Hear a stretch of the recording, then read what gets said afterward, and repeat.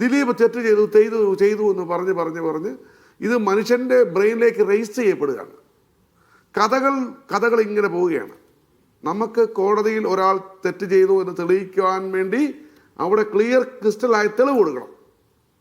ഇവിടെ സാക്ഷികൾ കൂറുമാറുന്നു. ഇപ്പോൾ ഇവിടെ സജീവൻ സാറ് പറഞ്ഞു മെമ്മറി കാർഡ് ദൃശ്യത്തിൻ്റെ മാറും. സാർ ഇല്ല സാർ, നമ്മൾ കാര്യങ്ങൾ മനസ്സിലാക്കുക.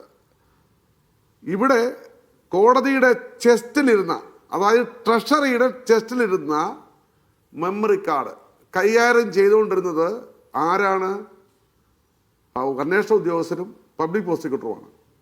അത് അവരുടെ കസ്റ്റഡിയിൽ വെച്ച് അതിൻ്റെ ആശ്വാലി മാറിയിട്ടുണ്ട്.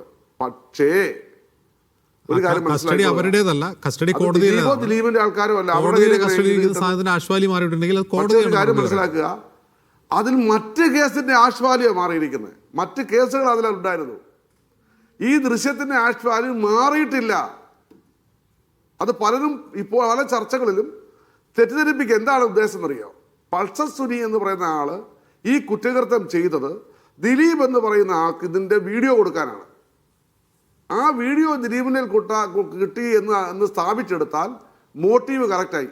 എന്നെ കേൾക്കുന്ന നിയമജ്ഞന്മാരുണ്ട്, എൻ്റെ ഈ ചർച്ച കേൾക്കുന്ന ലക്ഷക്കണക്കിന് വിവരവും ബോധമുള്ളവരോടാണ് ഞാൻ സംസാരിക്കുന്നത്. അത് കറക്റ്റ് കണക്ക്. കാരണം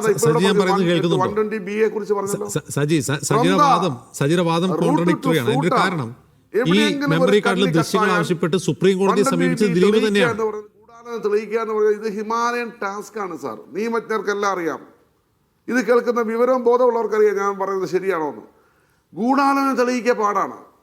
അപ്പോൾ പിന്നെ ഇല്ലാത്തവരെ ഗൂഢാലോചന തെളിയിക്കപ്പെടുമെന്നാണ് എൻ്റെ ചോദ്യം. നാളെ കോടതി പറയുമ്പോൾ നമുക്കറിയാം, നാളെ നെല്ലും പതിരും വേർതിരിച്ച് വരും.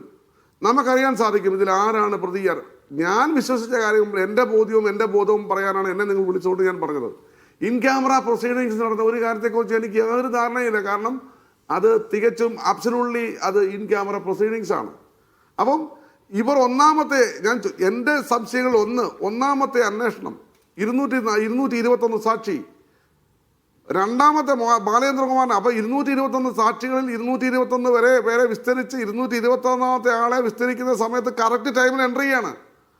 അത് ബൈജു കൊട്ടാരക്കര കഴിഞ്ഞ ചർച്ചയിൽ എന്നോട് സമ്മതിച്ചു കഴിഞ്ഞിരിക്കുന്നു. അദ്ദേഹമാണ് ബാലേന്ദ്രകുമാറിനെ കൊണ്ടുവന്നത്.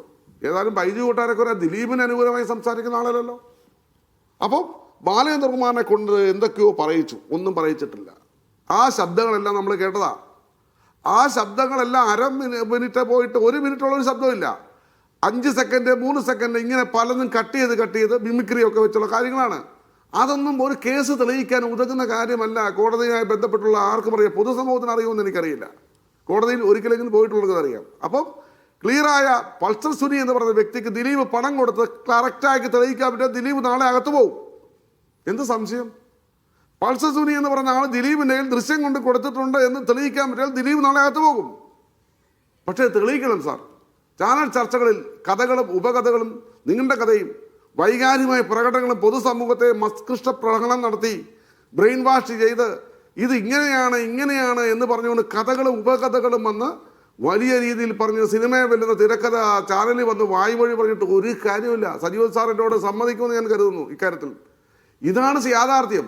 അപ്പോൾ ഞാൻ മനസ്സിലാക്കിയ കാര്യങ്ങൾ ഞാൻ മോണിറ്റർ ചെയ്തപ്പോൾ ഞാൻ ഏറ്റവും കൂടുതൽ നന്നായി